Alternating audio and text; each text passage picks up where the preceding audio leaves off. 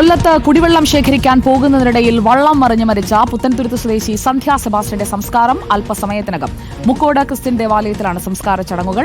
അതേസമയം 9 ദിവസം കഴിഞ്ഞിട്ടും കുടിവെള്ളം എത്താത്ത സാഹചര്യത്തിൽ നാട്ടുകാർ വലിയ പ്രതിഷേധത്തിലാണ്. ദിലീപ് ദേവസ്യ ചേരുന്നു നമുക്കൊപ്പം തത്സമയം.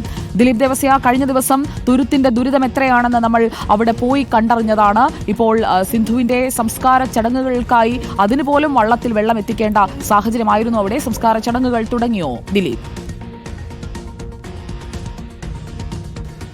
സുജയ, അല്പം മുമ്പാണ് സംസ്കാര ചടങ്ങുകൾ ആരംഭിച്ചത്. ഇനി അല്പസമയത്തിനകം തന്നെ സംസ്കാര ശുശ്രൂഷകൾക്ക് ശേഷം സിന്ധുവിൻ്റെ മൃതദേഹം സംസ്കരിക്കും. അതിനുവേണ്ടി ഇപ്പോൾ സെമിത്തേരിയിലേക്ക് മൃതദേഹം കൊണ്ടുവന്നിട്ടുണ്ട്. വലിയൊരു ഒരു നോക്ക് കാണുന്നതിനായി ഈ പ്രദേശം മുഴുവൻ തന്നെ എത്തിയിട്ടുണ്ട്. ഇന്നലെ മുതൽ നമ്മൾ കണ്ടതാണ് സ്വന്തം വീട്ടിലേക്ക് വെള്ളം എടുക്കുന്നതിന് മകനോടൊപ്പം ദിലീപ് ദേവസ്യാണ് വിവരങ്ങൾ നൽകിക്കൊണ്ടിരിക്കുന്നത്. സന്ധ്യ സെബാസ്റ്റ്യന്റെ സംസ്കാര ചടങ്ങുകൾ അത് ഇപ്പോൾ അവിടെ തുടങ്ങിയിരിക്കുകയാണ്. മുക്കോട് ക്രിസ്ത്യൻ ദേവാലയത്തിലാണ് ചടങ്ങുകൾ നടക്കുന്നത്. ദിലീപ്, അവർക്കെല്ലാവർക്കും ഉണ്ടായിരുന്ന ദുരിതം, ആ ദുരിതം വെള്ളമെടുക്കുക എന്നതായിരുന്നു. ആ ദുരിതത്തിലൂടെ കടന്നു പോകുമ്പോഴാണ് 40-കാരിയായ സന്ധ്യയെ തേടി മരണമെത്തുന്നതും. സന്ധ്യയുടെ വീട്ടിൽ ആരൊക്കെയുണ്ട് ദിലീപ്?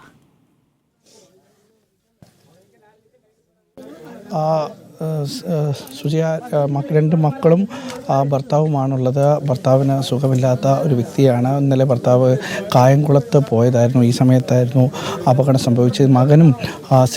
മകനും സന്ധ്യയും കൂടെ ചേർന്ന് ഇവിടേക്ക്, അതായത് ആദ്യം വല വിരിച്ചതിന് ശേഷം ആകെയുള്ള ഉപജീവന മാർഗം വല വീശി കിട്ടുന്ന മീൻ വിറ്റ് കിട്ടുന്ന കാശാണ്. ആ തുക കൊണ്ടാണ് ഇവരുടെ കുടുംബം മുന്നോട്ട് പോയിക്കൊണ്ടിരുന്നത്. ഇന്നലെയും ഇതുപോലെ തന്നെ മകനോടൊപ്പം എത്തി ഈ വല വീശി പിന്നീട് വെള്ളമെടുത്ത് മടങ്ങുന്നതിനിടെയായിരുന്നു അപകടം സംഭവിച്ചത്. തോണി മറയുകയായിരുന്നു. ഇവർ സഞ്ചരിച്ച തോണിയിൽ വെള്ളവും അതുപോലെ തന്നെ പാത്രങ്ങളെല്ലാം ഉണ്ടായിരുന്നു. ഇത് മറിഞ്ഞാണ് അപകടം സംഭവിച്ചത്. മകനായ എബിൻ മത്സ്യത്തൊഴിലാളികൾ രക്ഷിച്ചു, കരയിലേക്ക് എത്തിച്ചു.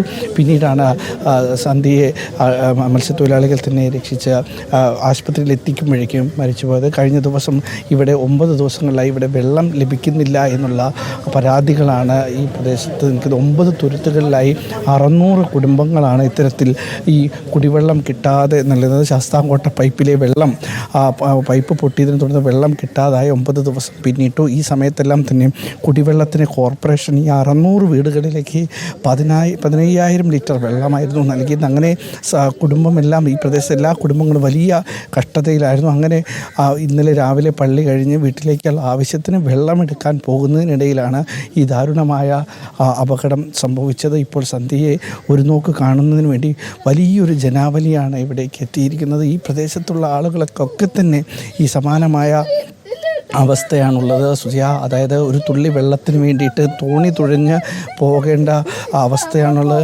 2 മക്കളുമുണ്ട്. അതോടൊപ്പം ഭർത്താവുമുള്ള ഒരു ചെറിയ കുടുംബം. വാടക വീട്ടിലാണ് ഇവർ താമസിക്കുകയും ചെയ്തത്.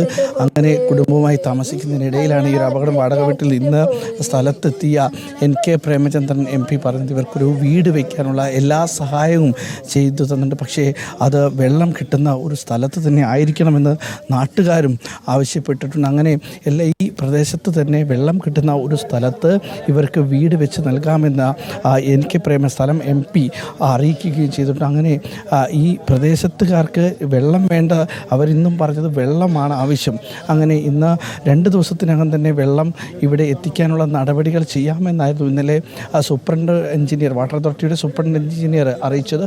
അതുകൊണ്ട് തന്നെ 2 ദിവസം കാത്തിരിക്കണം. വലിയൊരു പൈപ്പാണ് പൊട്ടിയത്. ആ പൈപ്പ് 2 ദിവസം കൊണ്ട് കുടിവെള്ള പ്രശ്നത്തിന് പരിഹാരമുണ്ടാകുമെന്നുള്ള ഉറപ്പാണ് അവർക്ക് സന്ധ്യയുടെ മരണശേഷം കിട്ടിയത്.